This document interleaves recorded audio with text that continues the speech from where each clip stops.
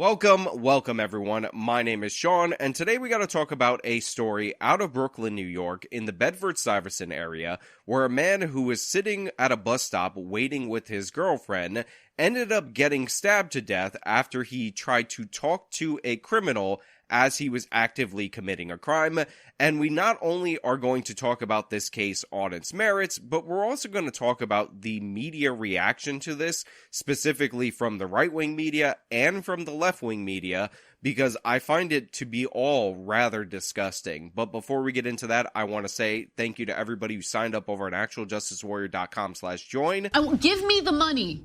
Give me the money. Okay? And thank you to the podcast listeners, Spotify, Apple, and Google's podcasting platform. Now, I've decided that I'm not actually going to show even the edited version of the video on this channel because seeing somebody in the moments before they die, to me, is not really a great thing, but I will describe to you what actually ended up happening. So, in the beginning of the video, we can see our victim and his girlfriend waiting at the bus stop. Now, our victim is a man called Ryan Thoresen Carson, and there's actually a photo of him from hours before at the wedding, pictured with his girlfriend. Unfortunately, on this fateful evening, a black male that people identify as 18-year-old Brian Dowling ended up walking by, and he decided to start kicking over scooters or something to that effect, which caused Ryan Carson to try to talk to this individual in what can only be described as a complete and utter lack of threat assessment ability. Now, I didn't actually understand what happened because there was a cut in the viral video, but based on the text accounts, I can read you what happens in the gap in the video. Now, Ryan Thoresen walks a couple of steps close to him. Apparently, he might have said something to him because he was under the belief that this person who is actively committing a crime at 4 o'clock in the morning was in some kind of distress. This is what people are attributing to him, but I couldn't really make out that audio from the video. And then we see the man that the police are saying is Dowling, age 18, threaten to kill him, pull out a knife, and begin swinging the knife at him. Now, what's really horrific about this case is that you could see Carson trying to back away, trying to calm this person down, but he ultimately ends up tripping over the bus stop, according to the reporting, that he was sitting at the beginning of this whole situation. When he trips down, that's when Dowling, according to police, stabs him 3 times, including stabbing him in the heart. He then moves away from the scene, and his girlfriend is standing over him, and then he returns, spits in the girlfriend's face, and threatens to kill her. Now, when police arrested Dowling at his home, they discovered the sweatshirt that he was wearing, blood all over it, and the knife was still in the sweatshirt. And they're reporting that he has a past history as a disturbed individual, but also that his aunt actually called the police on him 2 months ago because he was destroying his girlfriend's property in an argument, and she felt like he was a significant threat. Now, this is an absolutely tragic story from front to back. You have Carson, who, by the way, is actually a year younger than myself, on his way back from a wedding. He's waiting at a bus stop, and it just so happens that this crazy criminal ends up in his area. He decides for whatever reason to take a couple steps towards him, and then when he tries to flee, he trips over a bus stop, and then he gets stabbed to death while he's on the ground, completely helpless. His girlfriend also could have easily been murdered in this situation. In fact, the killer threatened to murder her and spit in her face. And yet, a lot of people are hyper-focused on the fact that this guy was into a bunch of left-wing causes, as is his girlfriend, and therefore, they're somehow deserving of this, or something like that, which honestly, I am not about. Now, it says Carson spearheaded liberal causes, like creating supervised drug injection sites across the city. His girlfriend, according to now locked down social media profiles, was an avid BLM activist, who, among other remarks, used cop-hating acronyms like ACAB in some of her posts. Now look, from what I can verify at this moment in time, this appears to be true, and I believe Carson actually worked at some environmentalist nonprofit, and he likely had a lot of progressive beliefs and whatnot. However, the way that this is being played up as like some form of comedy, like he got what he deserved, or wow, he actually believed his stupid liberal things and that led to his death, I find to be rather disgusting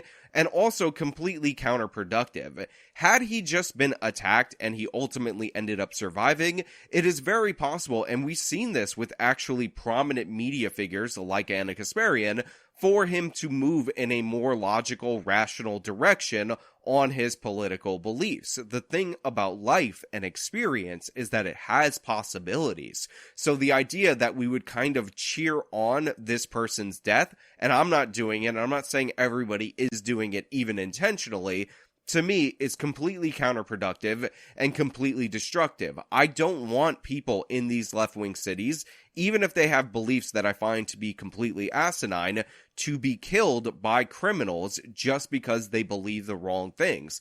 That's absurd, that's ridiculous, and that's not something that we should be taking up. And I understand that the girlfriend had the ACAB post, and I know that there is some reporting out there that the girlfriend refused to describe the suspect to police. However, I have not been able to verify that, and considering I see it on Twitter, and a lot of people intentionally post inflammatory stuff in order to go viral on Twitter, as of right now, I can't confirm that, and I can't even say that that is likely to be true, because as I said on this channel a bunch of different times, whenever you get a story that confirms your narrative to a T, you gotta fact check it 10 times, 20 times, 100 times, because it could just be what you already want to be believed being posted out there, especially for monetary gain on platforms like Twitter, where inflammatory claims definitely do spread and they get hyped. So you might be hearing that in a lot of places, but until such a time when that is verified,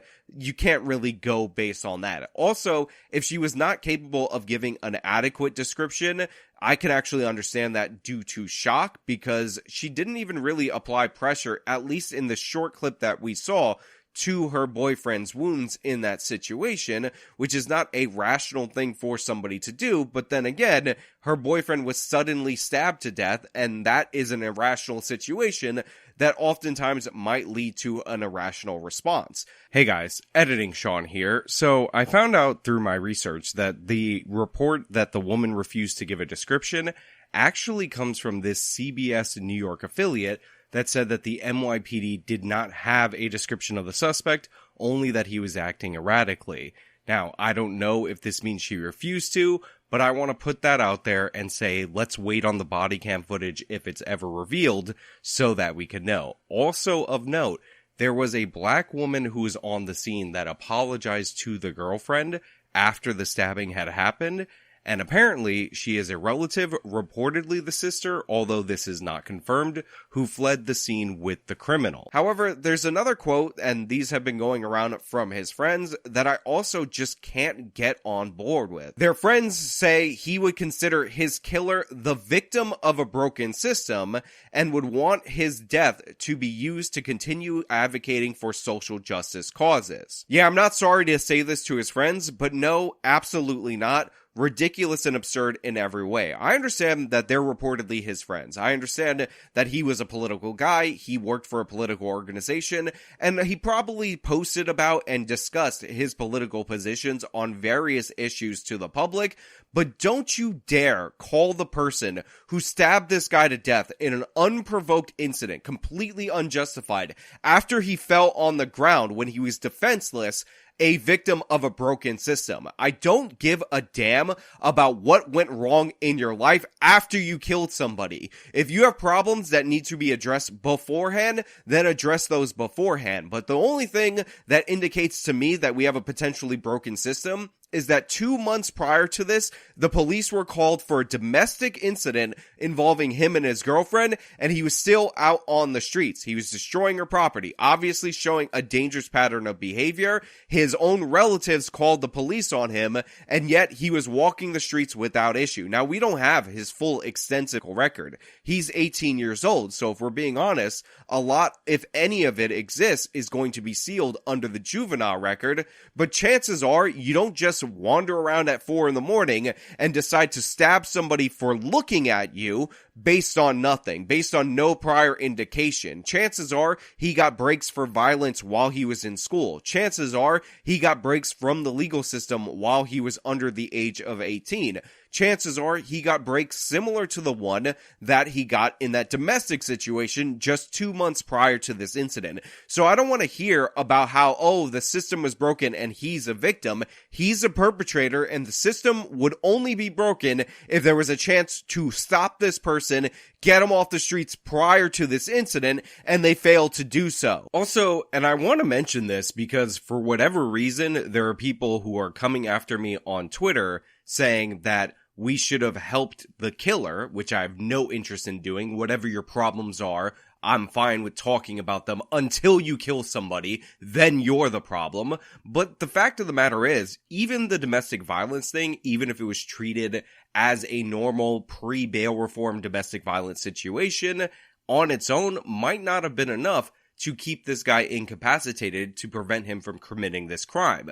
The fact of the matter is, not every murder is due to a policy failure. Not every crime could have been prevented if the system worked a little better. Sometimes the first instance, the first sign, is something horrific like this, and then the onus is on us as a society to treat this with the seriousness that it deserves and incapacitate this individual so that he can't do this to another person. Now, there is also a GoFundMe that has been set up, and the GoFundMe's goal initially was $20,000. It's now at $66,000, and I will say, it's actually pretty questionable when you read the caption of it, and you realize it's being set up for his girlfriend, and not necessarily for his family, and it doesn't really mention anything about funeral expenses, which, by the way, would be the obligation of the next of kin, not necessarily the girlfriend. But I want to read you guys the caption of this, because I find it incredibly weird and odd and very questionable, especially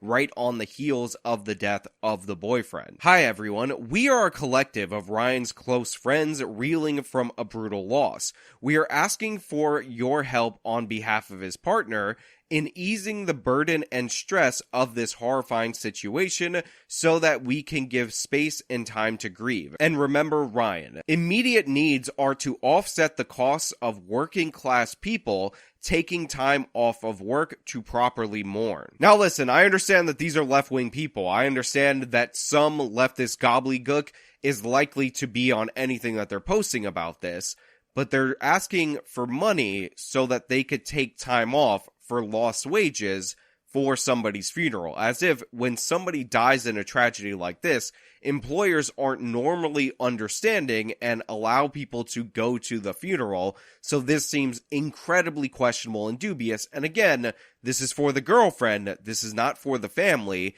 aka the people that you would expect to be obligated to pay for the funeral services of Carson. If you Google Ryan Carson, you'll hear and now see in parentheses about the tragedy that struck early Monday morning. But if you look past the breaking news, you'll see news on his legislative victories. You'll probably find his social media accounts filled with thoughts and memories, and you'll find collections of his artistic work to date. We hope you may find his thoughts on mutual aid, his works on advocacy, and understand that his radical principles of community care, justice, and dismantling an individualized, profit-centered way of life are worth carrying forward in our own communities. It is this time of remembrance and healing that will allow for reflection. We thank you in advance for any material support you can provide.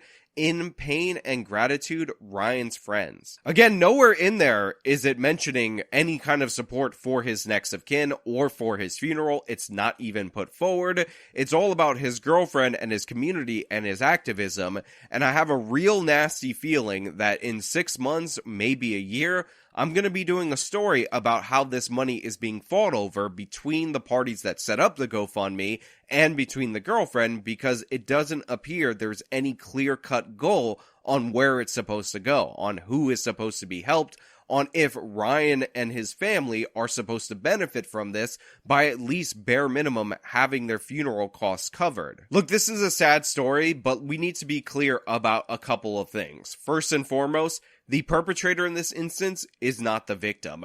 cheering on or laughing at what went down in this scenario actually does nothing to produce positive change in the world, pointing out that yes, this guy had a bunch of beliefs, and yes, he was killed by a violent criminal who he might have, if he was alive, still thought of as a victim if it happened to somebody else, can be useful, but in reality, it would be much better, like it always is for society, for people to not be murdered in the streets, and for people who actually get victimized by crime to see how defanged the system is, and maybe come towards our position, and we've seen it happen before with more notable left-wing figures than Ryan Carson. I really genuinely feel horrible for his family, especially since this GoFundMe situation appears like it is being set up in order to defraud people who are probably assuming that this is to cover funeral costs when it does not state that in any way, shape, or form. And I hope that justice is brought for Ryan Carson against the perpetrator.